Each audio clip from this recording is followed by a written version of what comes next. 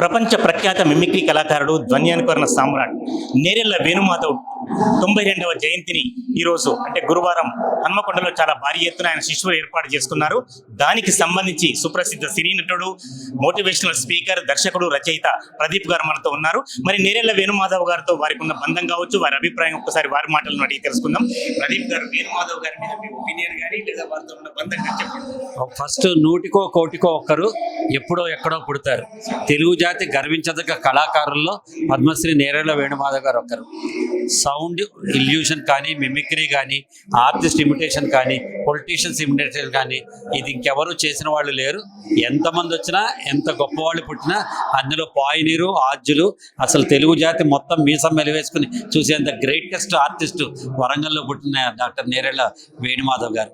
వారితో నా అనుబంధం ఎన్నో ఏళ్ల నుంచి ఉంది. నేను నా లైఫ్లో ఫస్ట్ టైం నా 8th ఇయర్లోనో 9th ఇయర్లోనో తీసుకెళ్ళి అందుల పాఠశాలలో ఆయన మిమిక్రీ చేస్తున్నారని మా ఫాదర్ తీసుకెళ్ళి చూపించారు. అలాంటి వ్యక్తి తర్వాత కాలంలో మాకు క్లోజ్ అవటం, ముఖ్యంగా మా తాతగారు వెన్నకోట రావణపంతులు గారు, ఆయన ఇద్దరూ కలిసి ప్రోగ్రామ్స్ చేయటం, ఇక్కడ ప్రేక్షక సభ ఆడిటోరియం పెట్టినప్పుడు మా తాతగారిని వారు ఇన్వైట్ చేయటం, విజయవాడలో మా తాతగారు వాళ్ళకి సన్మానం చేయటం, అక్కడి నుంచి నెక్స్ట్ తరం వచ్చి జంజాల గారికి, నారాయణ రెడ్డి గారికి, గుమ్మడి గారికి మిమిక్రీ నేరెళ్ల వేణుమాధవ్ గారు చాలా క్లోజ్.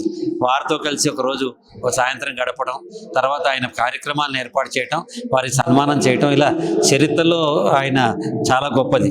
అన్నిటికంటే విశేషం ఏంటంటే, నేను మమతల కోవెల సీరియల్ చేస్తున్నప్పుడు ఒక రాత్రి 10:30 ప్రాంతంలో ఫోన్ మోగింది, అన్ఐడెంటిఫైడ్ ఫోన్.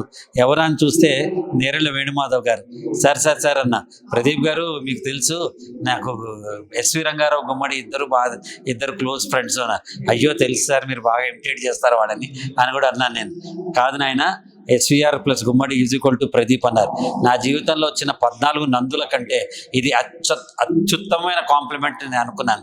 అటువంటి వ్యక్తి అసలు తెలుగు జాతి ఎంత గర్వంగా తలెత్తు తిరగాలంటే, అసలు UN లో చేయటం ఏంటి, 3 సార్లు ప్రపంచ దేశాలంతా తిరిగి రావటం ఏంటి, ఆయన 3 సార్లు డాక్టరేట్ ఇవ్వటం ఏంటి, ఆయన పేరు మీద ఒక ప్రాంగణం నిర్మించడం ఏంటి, ఫస్ట్ డే కవర్స్ చేయటం ఏంటి, విగ్రహం పెట్టడం ఏంటి, ఇవన్నీ ఎంత చేసినా ఆయన ప్రతిభ ముందర తక్కువే.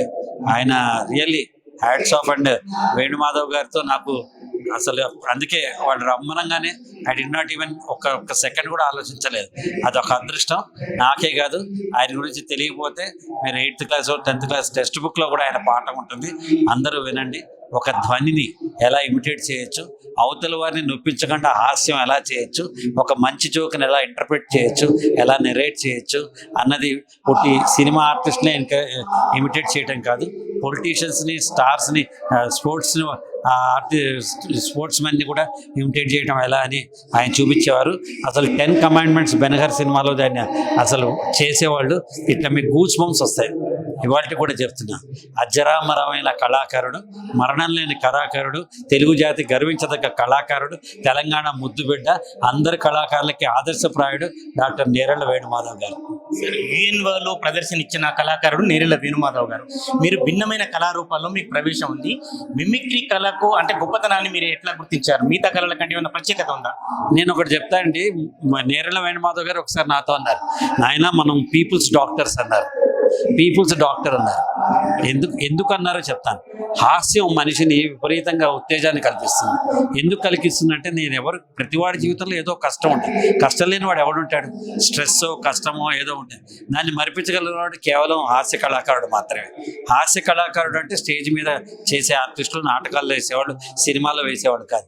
మిమిక్రీ కళాకారులు దానికి చాలా దోహదం చేస్తారు. ఎలా దోహదం మీరు 5 నిమిషాలు ఒక ప్రోగ్రాం మధ్యలో మిమిక్రీ కార్డ్ చూడండి, వెంటనే మీ మనసు ఉప్పొంగిపోతుంది.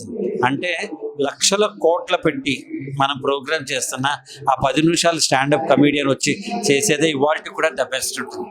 అంటే మిమ్మల్ని ఈ లోకల్ నుంచి మరో లోకల్లో తీసుకెళ్ళి మిమ్మల్ని వేరే లోకల్లో ఆనంద తన్మయత్వంతో ముంచెత్తే కళ మిమిక్రీ కళ. నాకు ఇష్టమైన యాక్టర్ని నేను కలవలేను, అతను మాట్లాడలేను, అతని గొంతు నా చెవిలో ఉంటుంది.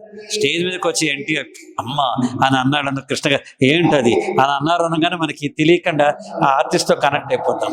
సో మిమిక్రీ అనేది ఒక సూపర్ లేటు. అది ఇంకో సీక్రెట్ చెప్తా, మిమిక్రీ అసలు ఆర్గనైజర్ పార్టీ వరం. స్టాండప్ కమెడియన్స్ మిమిక్రీ ఏముండండి వాళ్ళు పాపం చాలా తక్కువ రెమ్యునరేషన్కి వస్తారు, కానీ స్టాండ్ బైలా ఉంటారు. ఏ కరెంట్ రాకపోయినా, చీఫ్ గెస్ట్ రాకపోయినా, ఎవరు రాకపోయినా వీళ్ళు టక్కన స్టేజ్ మీదకి వచ్చేసి బ్రహ్మాండంగా చేస్తారు. అలాంటి వారి పేరు మీద యూనివర్సిటీలో కోర్సు పెట్టడం, మిమిక్రీ ఆర్టిస్టులు ఎంతోమంది రావటం, ఆయన తన శిష్యులు ఎంతోమందిని మన మిమిక్రీ శ్రీనివాస్ లాంటి వాడని ఎంతోమంది వరల్డ్ రికార్డు, ధ్వన్యానుకరణ సామ్రాటు. అసలు నా అనుబంధం వేణుమాధవ్ గారితో ఎంత ఉందో శ్రీనివాస్తో కూడా అంత ఉంది. చాలామంది మంచి మంచి కళాకారులు ఉన్నారు. ఈ కళ వండర్ఫుల్ కళ అండి. ఆ స్థాయి కళాకారుడికి ఎందుకో ఒక పరిమితం అయిపోయింది, ఆ స్థాయిలో ప్రశంసలు రాలేదు ప్రభుత్వం నుంచి అనేది ఒక విమర్శ ఉంది సార్. మీరు ఇంకా పిలుస్తారా సార్? నేను నమ్ముతాను, నాకు కూడా 14 నంది అవార్డులు వచ్చాయి, కానీ ప్రజా హృదయంలో నిలిచిన చోటు కంటే ప్రభుత్వ ప్రశంస గొప్పది కాదు. ఒకటి. నెంబర్ 2, ఇప్పుడు ఉన్నట్టు అప్పుడు సోషల్ మీడియాలు, ఈ వాట్సాప్లు, బిల్డప్లు లేవు.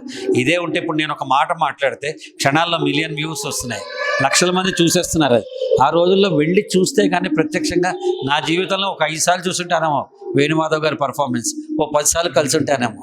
అలా కాకుండా ఈ రోజున ఉండుంటే ఇంకా ఎక్కువ ప్రాచుర్యం వచ్చేది. అయినా వేణుమాధవ్ గారికి ప్రభుత్వం పద్మశ్రీ ఇచ్చింది, డాక్టరేట్స్ ఇచ్చారు. నాకు తెలిసైతే సముచిత గౌరవం ఆ కాలం బట్టి వచ్చింది. ఇప్పుడుంటే ఇంకా బాగుండేది.